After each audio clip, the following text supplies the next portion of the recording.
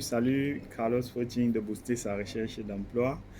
Je vous reviens dans cette nouvelle vidéo pour parler de CV, car ayant remarqué le besoin depuis au cours de l'année 2021, beaucoup de candidats se font le plaisir de prendre des modèles de CV sur Internet, des modèles que beaucoup de recruteurs connaissent d'ailleurs, des modèles que beaucoup d'autres candidats utilisent d'ailleurs, croyant impressionner, quoi.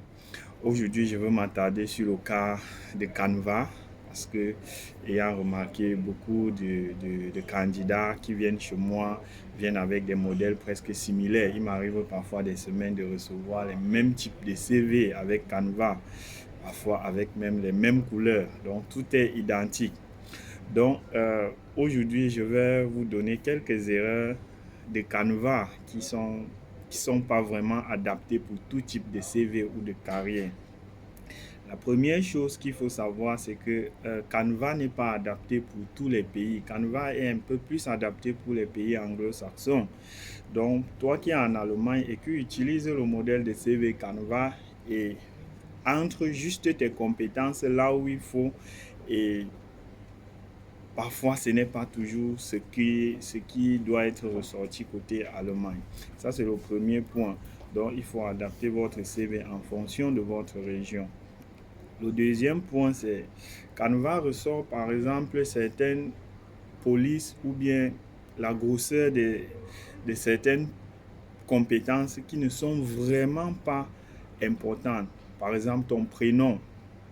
Canva a une structure où quand tu remplis, ça sort. Donc, en fait, pour moi, un recruteur, ton prénom vraiment n'est pas une information capitale que je devrais voir directement à première vue en gros caractères. Ça, c'est une erreur dans Canva. La troisième erreur, parfois le cadre que Canva a aussi prévu pour la photo, elle est tellement grosse et on aurait dû croire que c'est pour un mannequinat, c'est pour un concours de mode. Donc ça, c'est aussi une erreur que Canva. Comme quatrième erreur, il y a aussi le design de Canva. C'est vrai, c'est gratuit, mais ce design-là, comme j'ai dit, si vous êtes sain à l'utiliser, vous seriez contraint d'avoir le même design. Par conséquent, vous perdrez la notion de personnalisation. Donc, ce petit design que vous auriez pu vous-même peaufiner le vôtre sur Word, vous êtes obligé de suivre le design de Canva et là, vous vous retrouvez pris au piège d'un CV du déjà vu, quoi. Le cinquième, c'est aussi parfois au niveau du bloc de compétences. Comme j'ai dit, la structure que l'Allemagne respecte, par exemple, n'est pas la même que chez les anglo-saxons. Ça veut dire la façon ou bien l'endroit où tu mets tes compétences généralement ne coïncide pas ou bien c'est pas rassemblé sur un seul endroit parce que le format que tu as pris sur Canva te permettait de mettre par exemple tes compétences linguistiques directement en dessous de tes données personnelles et plus tard aller mettre tes compétences informatiques plus bas. Donc ça également, c'est un problème que Canva rencontre.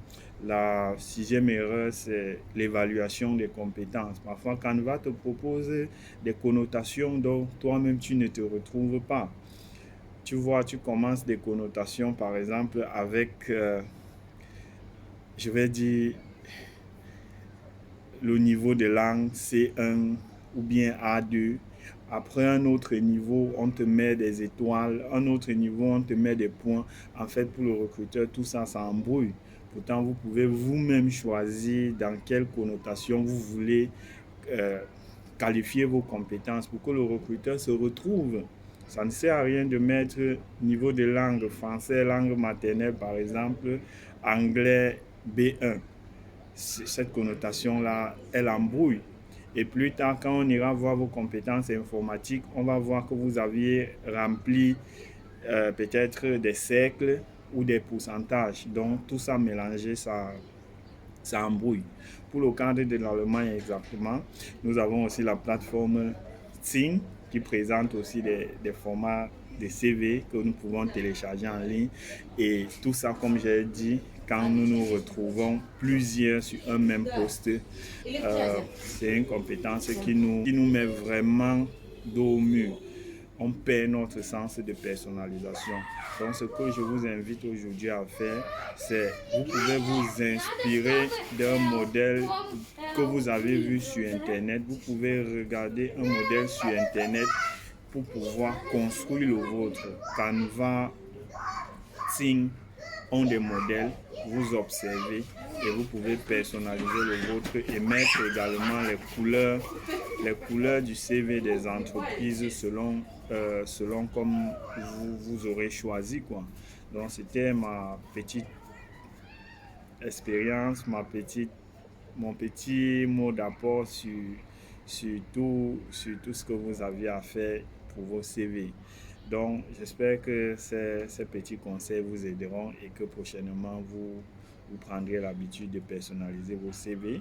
Booster sa recherche d'emploi, par exemple, a conçu des modèles de CV où non seulement ça respecte les critères demandés en Allemagne, et aussi on a la possibilité d'adapter les couleurs en fonction des logos des entreprises.